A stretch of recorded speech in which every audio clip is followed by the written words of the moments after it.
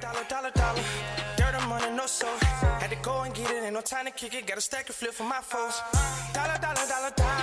Please tell me you can hear me. Don't turn your back and don't neglect me. Just let me know if you need me.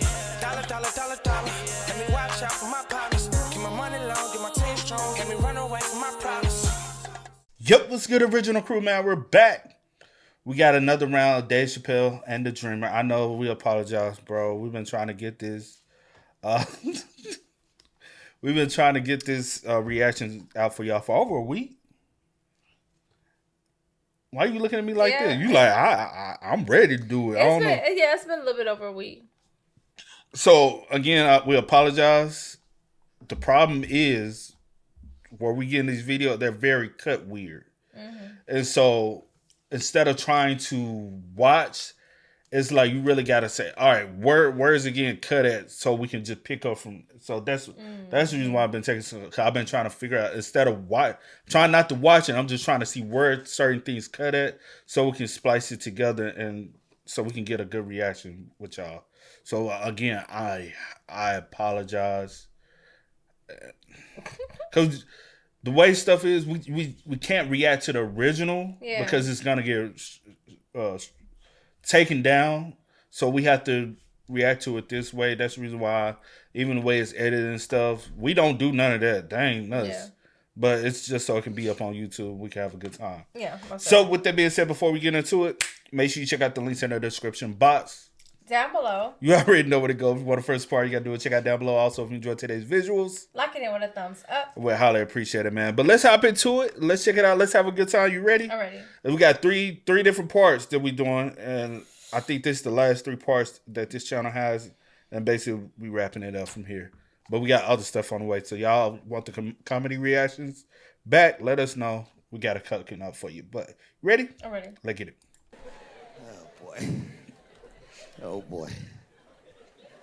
I haven't married a long time. I have, man. I talk a lot of shit about my wife, but I love her very much. In fact, you guys wouldn't believe this about me. I'm a jealous husband. It's true. Yeah, let me tell you something. One time I thought my wife was cheating on me. Yes, nigga, yes. That was one of the worst days of my fucking life. I couldn't take it. And I'm embarrassed about it now, but I can talk about it. You know what I did? It's fucked up, but I did do this. I waited. I waited for her to fall asleep. And when I waited a long time, she's Asian. I couldn't tell if she was asleep or not. I was looking at her.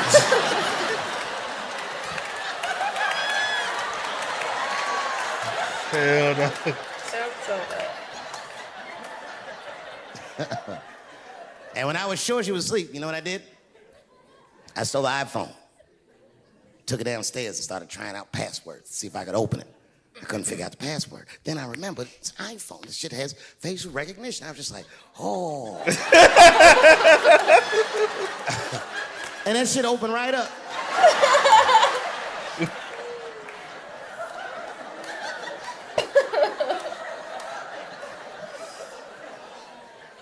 Oh my God. And I saw a text message in there from a fella named Earl. I don't know anybody named Earl. Earl? I woke her up out of her sleep. Oh. I said, wake the fuck up. Who the fuck is Earl? And she said, David, what are you talking about? Oh, don't you play dumb with me, bitch. I done opened your phone. Who is Earl? And she said, oh my God, David. That's gay Earl from the hair salon. I said, word, what am I, dummy? How am I supposed to know this nigga is gay? We were just talking about that on another reaction, bro. Gay Earl from the hair salon. I said, word, what am I, dummy? How am I supposed to know this nigga is gay? And she was calm. She said, read his text and look at his pictures. I started reading the text. This fella sure does spell girl with a U a lot. And I switched over and looked at his pictures, and I couldn't believe it. This fella looked gay and still pictures. His mouth was open in every shot.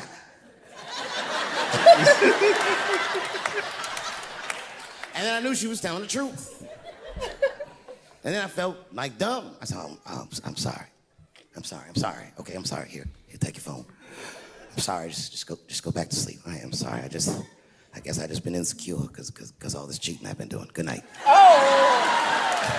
No. Oh my gosh. No, you And she didn't let me leave. She said, well, since you want to wake a bitch up. And then she pulled my phone from under her pillow. I said, what the fuck? Child.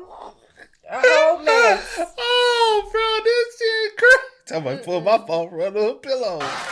She said, who is this bitch in this picture? I said, how'd you open that phone? She said, it was easy, nigga. All I had to do was mash my nose and go like this, and then open it. Fuck. She said, who is this bitch? I said, give me that. Oh, girl, relax. That ain't no bitch. This is my friend, Deborah.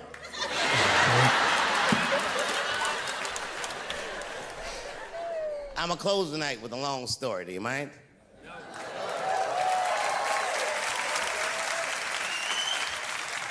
All right, it's a long one, so pretend that I finished, because I gotta go get a cigarette, all right?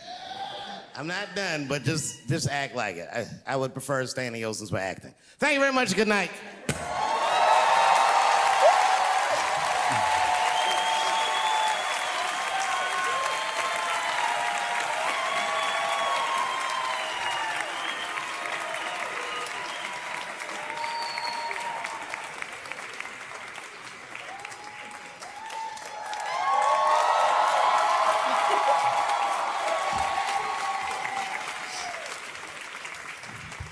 Thanks for not giving me a standing O, motherfuckers. This is the worst.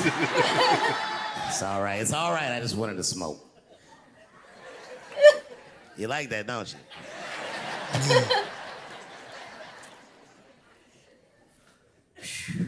Okay. Before I did Killing Them Softly, when I was 22, HBO gave me the biggest opportunity of my life at that time. They gave me a half-hour special, but this shit was not like a special, you know what I mean? It was like, it was generic. It didn't even have a title. It was just Dave Chappelle.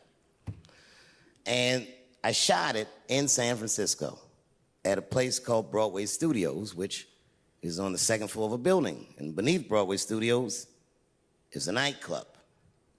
And the special was only supposed to be 30 minutes. And I got ready, I practiced, I did all the shit I was supposed to do. And the night that I taped, 20 minutes into my 30-minute set, I'll never forget this, music started blasting from the nightclub underneath. You could hear it real loud, and it fucked my whole show up, and I was devastated. I was a young man. I really believed in what I was doing, and I thought that my dream had been killed. So when I got off stage, I ran down the steps to the alley behind Broadway Studios, and where the control trucks are parked, and I kicked that motherfucking door open, and I started yelling at all the producers. I was nobody in show business, just a guy that believed in us. I said, man, you fucked everything up. That fucking music, what the fuck were you thinking? And there was a guy who was a big-time producer, I ain't saying no names, and he stood up, and he said, hey, kid, sit the fuck down. He said, we didn't ruin anything. He said, we made a deal with that nightclub to not play music, and they didn't honor the deal. And I said, who didn't honor the deal? And he pointed to a guy. I'll never forget it. It was an old white man sitting in the Ford Taurus by himself. And he said, that guy right there. And I didn't waste no time or ask no questions. I went to that Ford Taurus, and I beat on that window, and I said, open the door, motherfucker, I want to talk to you. And that old man looked at me for 1 second and wisely drove the fuck off. And left me in the alley cussing at anybody who would listen. And 2 minutes later, literally 120 seconds later, couldn't have been any more than that, the doors of the kitchen in the alley of that nightclub underneath Broadway Studios flung open. And that old man was standing there, that same old man with reinforcements. He had 2 big goons with him, and he looked at me, and he was calm as a cucumber. He said, you, come here. I want to talk to you. Uh-oh. I didn't know anything about the streets at this age. But I found out later in my life that these men were Russian mobsters. And I don't know what you guys know about the Russian mob, but these are the niggas that killed Denzel in Training Day.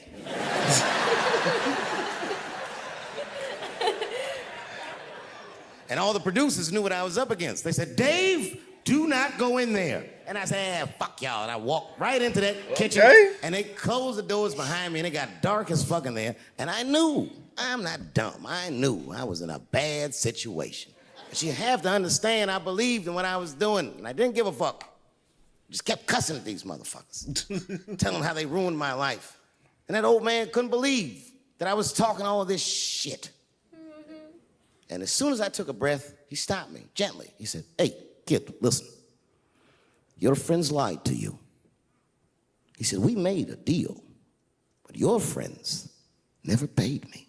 And when he said that, I realized I was locked in the kitchen. I realized he was telling the truth, which would make me wrong. True. And the very moment that I realized I was wrong, for the first time, I was afraid. You see, All right, hold on, y'all. We gotta. That's the end of that. Y'all see what I mean? Y'all see what I mean? It's very annoying, ain't it? You know what I'm saying? Like, What we gotta do, we gotta do. yeah, but I was able to get it right. Get it right and get it tight. For y'all enjoyment. So let's just hop back in. Let go. paid me. And when he said that, I realized I was locked in the kitchen. I realized he was telling the truth, which would make me wrong. And the very moment that I realized I was wrong, for the first time, I was afraid. You see, it's a funny thing if you believe you're absolutely right. You can get drunk off the feeling of how right you are. That's why gay people are so mean.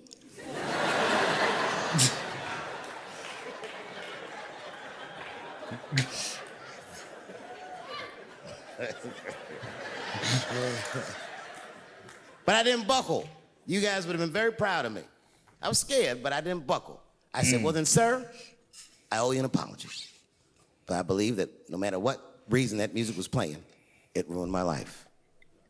And that old man looked at me with sympathy in his eyes.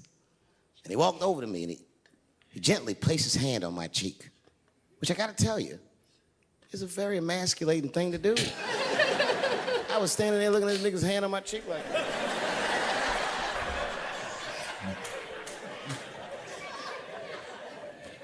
and he said, you are a real man. And he tapped me on my cheek. Real soft. Real. Just like that. The doors opened back up. The light from the alley flooded into the kitchen. And I just walked out alive. I lived to fight another day. And in that moment, I learned one of the most valuable lessons of my life, and I have to share it with you. What's that? That lesson is this. In your life, in any given moment, the strongest dream in that moment wins that moment. I am a very powerful dreamer. Yeah, I'm not lying. I dreamed tonight, this very night, as a 14-year-old boy, and I am living it as a 50-year-old man. My dreams are very strong. Today, I walked all around Washington. I used to be poor in this city, and all day, people just said, hey, Dave, like they knew me personally, and I felt like I knew them. And I say to myself, my God, Dave, what a powerful dream. But then sometimes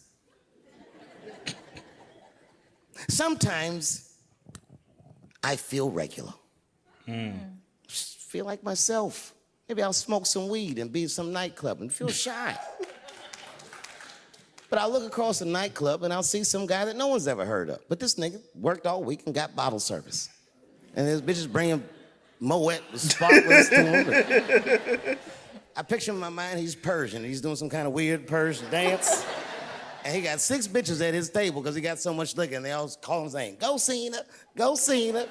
And I'll be looking across the room like, oh my God, I'm in that guy's dream. I can hear him telling his friends, hey, how was the club last night? Man, that shit was fantastic. I had bottle service. I seen Dave Chappelle across the club looking at me like, ooh, who was that?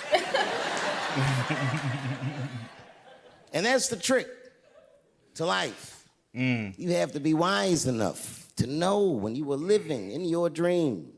And you have to be humble enough to accept when you're in someone else's. That's low-key way deeper, though. That's way deeper than people, you know what I'm saying? Because, like, who are you as an individual if you don't have a dream to accomplish anything, you know? I don't know. I just be thinking about some stuff like that. You know what I'm saying? I be trying to get a little deep like Dave. You have to be humble enough to accept when you're in someone else's. That's why I don't judge between Will Smith and Chris Rock. Because you guys look at them as big ideas, but I look at them as fellow dreamers. I can't judge between them because I see myself in both of them. I am Will Smith. I am the man that cannot take it anymore and will slap the shit out of the next person that says a crossword to me or somebody that I love. And I am Chris Rock. I am the man that can get slapped in front of the whole world and keep my composure so I don't fuck anything up. Oh, hey. Yeah. That's a different perspective on it. I like how he addressed. I like how he did that, because a lot of people don't think of it like that. Yeah. You know what I'm saying? Yeah. A lot of people think of it on some selfish. You know what I'm saying? Like I could not like. That couldn't have been me. I would have, all that. But because the whole situation between Will and Chris could have went a plethora of different ways. Yeah. They could have got to fighting. Yeah. Ruined the night for everyone. You know what I'm saying? Like, Will could have sat there and it could have been a whole situation deeper at home. Yeah. You know? Like, it's like people, everybody's always say what they would have done in both of their shoes, but no one is in both of their shoes. Yeah, I was trying to let you finish talking, but that's what I was about to say. You know how like everyone was like, if that would have been me, da da da da. If I was in this person's shoes, I would have did this, that, and the third. But I'm like, but you're not. You know what I'm saying? Like these, like at the end of the day, Will sat there and had a decision to make, and he made a decision. Whether it was however the outcome was, he felt like he had a bigger what is it? I don't know why I can't think of like the most simplest words, because it was in defense for his wife so he felt like in that moment he had a decision to make, and Chris Rock had. But peep this, a lot of people, since you like when you saying that, a lot of people like, but his wife sitting up there with it, like you can't. I get that. A lot of people like to judge people's household, their relationship, and their marriage, but don't even have a clue what's going on. You know what I'm saying? Yeah, no, I definitely get that. I've seen people, saying all of that, but that's besides the point that needs to be made. But they both had, decision to make. Chris Rock could have been like, could have retaliated, and it could have been, something bigger than it was, and it could have ruined, the entire night for everyone. But he made a decision, and Will made a decision. And how the outcome is the outcome. The outcome is the outcome. Whether people like that, it would have been a different decision if they was Chris. They wouldn't have let no other man. Yeah. Like it just depends on. And then you think about it. Cause then folks, Will only did that to him because he's smaller than him. Y'all really don't know why. Yeah. We're not in either one of those two individuals' shoes. We don't know the conversations they have had publicly or privately. We don't know like. Will say, I told you to keep my name out your mouth. So, hey, but also I've seen women be like, I want a man to like protect my honor the way Will did. But then in the same breath, they say, well, what he did is embarrassing. Mm-hmm. I'm like, you want a man to protect you, but also you don't want a man to embarrass you. Mm-hmm. So it's a I don't know. That's up for personal debate, though. Yeah, and honestly, some people don't. Like, I know you say what you would do in a situation, but you really don't know. Because I sit and think about what I do in certain situations, but when you actually put in that situation, you really don't know. You don't know. So, but I do like, I do like how Dave touched on it. Yeah, I definitely like how Dave touched on it. All right, last part, man. Let's get it. And I am Chris Rock. I am the man that can get slapped in front of the whole world and keep my composure so I don't fuck anything up. That is what men do. Men make boundaries. Men enforce boundaries. And men test boundaries. And no man tests more boundaries than a trans man. I didn't even see that. No. At the end of the day, this is Dave. Yeah, Dave. It's gonna always. It could be like such the most beautiful, deep story, and he gonna always spin it back around to something to make you laugh. So I seen it come. I was waiting.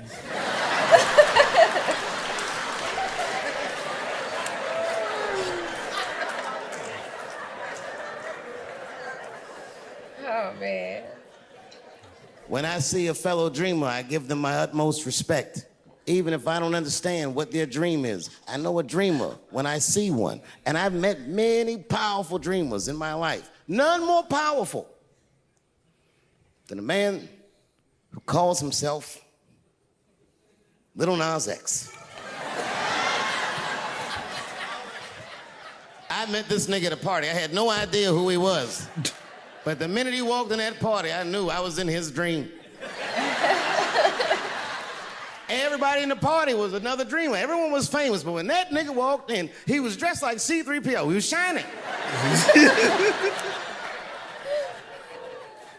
And everyone was like, oh my God, there he is. That's Lil Nas X. I didn't know who he was. And for some reason, out of all them dreamers, he walked right up to me. And he said, I tried to get you in my video. I didn't know what the fuck he was talking about. I said, what? I said, what? What video? And he just looked at me like, you know what video, and walked away. Hold on, which video? I have no clue. The one with the prison joint, when all the dudes was in the prison, or the one he was sliding down the pole? I have no clue. Oh, I ain't no telling with Lil Nas, bruh. You know what video, and walked away. And I watched him walk away. I said, man, this nigga's having a very powerful dream. Oh, shit. You know what it reminded me of? It reminded me of when we was in grade school. Remember in grade school, the teacher would ask everybody what they want to be? Timmy, what do you want to be when you grow up? And Timmy acted like he had an idea. He'd stand up, he'd say, I want to be a fireman. And the teacher would say, Timmy, that is a beautiful dream. But Timmy didn't mean it. Timmy said he wanted to be a fireman because deep down, Timmy's attracted to fire. And by the time he's 14 years old, this nigga's a full-blown pyromaniac, playing with kerosene and matches like a goddamn expert. And then one night, he goes downtown with his buddies, fucking around with fire, and burns a warehouse down. And he doesn't know it, but there's 13 migrant workers from El Salvador, and they're in that motherfucker. They get trapped, and then they die in the fire. Isn't that a tragedy? Ah, it was an accident. He's only 14 years old, but he's black. So they try him as an adult. And Timmy ends up spending the rest of his life in jail. Dream deferred. Burp, burp.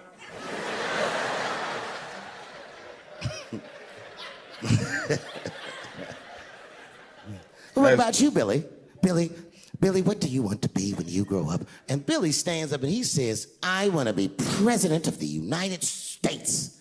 And the teacher says, oh my God, Billy, that is a wonderful dream. And Billy means that shit. Mm-hmm. Billy does everything right. That motherfucker gets his grades up. He joins student government. He even does extracurricular activities like show choir just to make his resume look good. He's on track to be president, but junior year he wipes. When he's 16, he gets his girlfriend pregnant and has to drop out of high school to make ends meet. Damn. But lucky for him, the local Walmart's hiring. By the time he's 20 years old, this motherfucker makes assistant manager at Walmart. He's the youngest one in the district. He says, oh my God, if I can keep this up for 4 more years, I could be a manager. And if I can keep this up for 6 more years after that, I could even be a regional manager and have as many as 3 Walmarts under my control. And he's a big picture guy. He sees where this path is going, so he kills himself. Hey, this shit sad. Where are we going? For real. Oh. Well, what about you? What do you want to be when you grow up? I don't want to say, because I don't want the other kids to laugh at me. Who cares if they laugh? Your dream is yours. Own your dream so they can come true. Say it loud and proud. What do you want to be when you grow up? Little Nas X. And that nigga stood up in front of the whole class. I want to be the gayest nigga that ever lived. I want to do a music video and slide down a stripper pole all the way to the depths of hell and suck the devil's dick at 10 o'clock on BET while all the kids are awake and can see me. Shockingly, that was the only dream that worked out.